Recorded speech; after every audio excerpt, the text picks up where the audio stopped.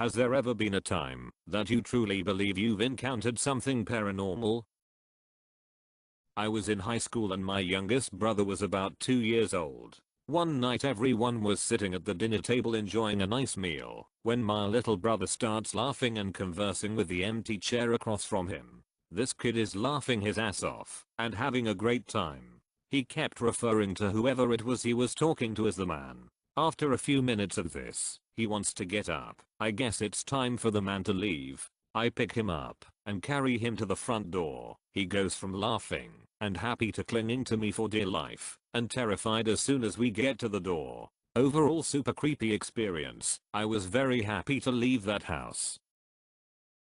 I was at the grocery store when I was little, like 9, and got shoved from behind really hard. I was looking into one of the coolers that hold bacon and stuff when I got shoved, and it was such a hard push that I fell into it. It knocked me off my feet. I turned around really fast to see who the hell did it, but there was no one in the aisle, and there wasn't anywhere to hide. It happening at a grocery store makes it substantially less spooky, but it was almost 20 years ago, and I still haven't forgotten it.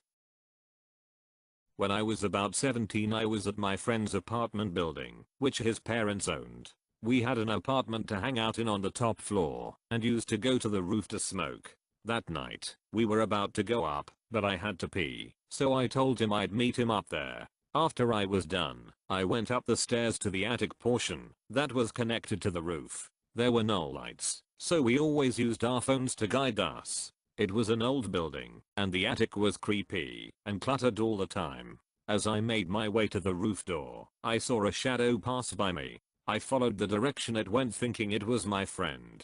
I kept saying that I knew it was him and to stop playing around. It passed me a few more times when I heard my friend's voice from downstairs. He got a call from his GF and was in another room talking to her the whole time. I have no idea what that shadow figure was, and I still refuse to go back up to the roof at night after that.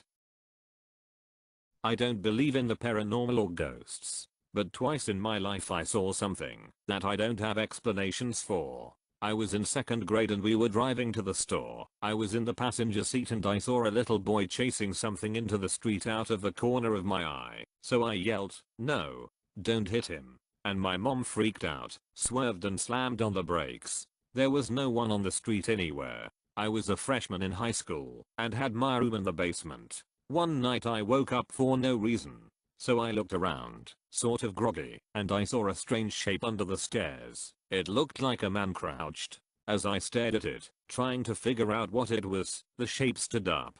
I have never encountered terror so paralyzing. It was under the stairs, and I felt trapped in the room with it. As I tried to figure out what to do next, the street light outside, the only available light in the room, went out. When my eyes adjusted, the shape was gone. I sleep with my eyes partly open, so I often have dreams that involve things I'm looking at. Posters on the walls will move around, and things like that, but they are always just dreams. Once, though, I had my outfit for the next day hanging up over the door, and I dreamt that it started dancing and moving around, as if it was a real person. When I woke up, I found the outfit in a pile on the floor. Yep, I got my hair pulled. It was proper yanked. No one there. It was in my bathroom. That's the one and only truly unexplained experience I've had. I put it down to some kinda strong electrostatic thing, but don't know much about that. I go to a place near my hometown called Overlights, where it is said that Spanish gold miners were killed by the Osage Indians. The legend says you can still see their lanterns at night out searching for their gold. One stands on this overlook thing, looking out from one hill to the other hill with the river dividing the two, and see the lights of the miners. Interestingly enough, every time I've gone, we've seen the famous lights. Most of the time they appear and disappear, but on occasion I've seen them move, and even shoot straight up into the air about 30 feet. It's a phenomenon that keeps me hoping that stuff like this is real. It's also been featured on the show, On the Fringe. Interesting sight if you live in the Arkansas River Valley. My wife once found her toothbrush in the refrigerator. I used to go on solitary jogs after dark, and to pass the time I would sing to myself. One of my favorite songs is Rhythm, which is about a rider trying to make it home before ghosts catch him. And just as I got to the line ghosts appear, when it gets dark all of the street lights went out, I picked up the pace. I really don't believe in many paranormal things, but one day I was walking through our local park with my best friend.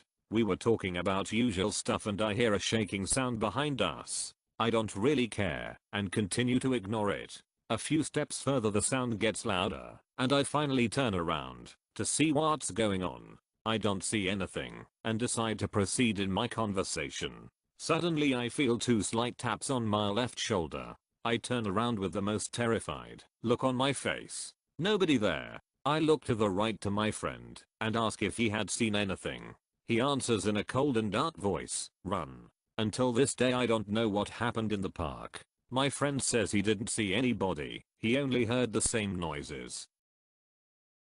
I hung out in the Crescent Hotel with my girlfriend at the time a few times in college. That basement, you feel it. Changes in air pressure and temperature as you walk down the hall. Things like that. Weird sensations. The pressure changes actually move and roll over you erratically. Edit. Picture I dug up of the hallway in question. Not to mention a bed we sat on had someone else sit. We set a phone down on had something sit down and depress the bed, causing the phone to slide into what can only be described as a ghost butt indentation.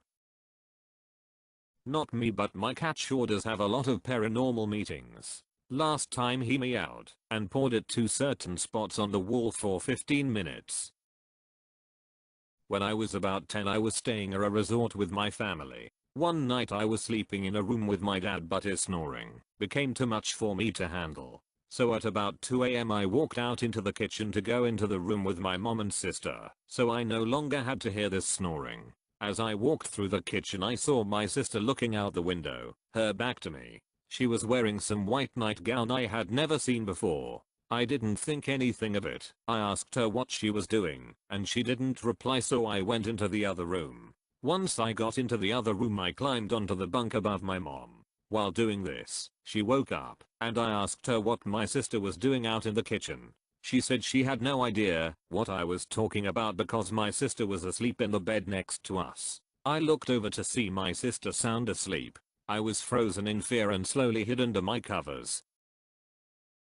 This happened a couple of weeks ago. I live with my mom and sister. My mom has her own carton of soy milk. Me and my sister never have any of it. One morning when my mom went to pour some, she noticed someone drank from it, as there was red dark lipstick on the opening. My mom nor my sister have that color lipstick, and no one else came over from the period that she last saw the milk. We have no idea where the lipstick mark came from.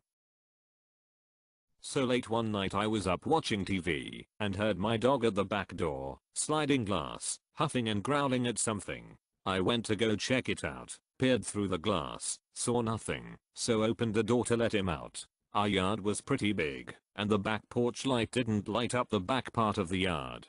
My dog took a few steps out and stopped, peering off towards the back corner of the yard, towards the shed and a mid-sized tree next to it, 20 feet. Seconds later, something emerged from the tree. I couldn't make anything out, just a large dark mass about the size of a person, swooped soundlessly out of the tree and up into the sky, disappearing into the stars. My dog went ballistic and started barking after it, but still didn't move. I grabbed him by the collar and bolted inside.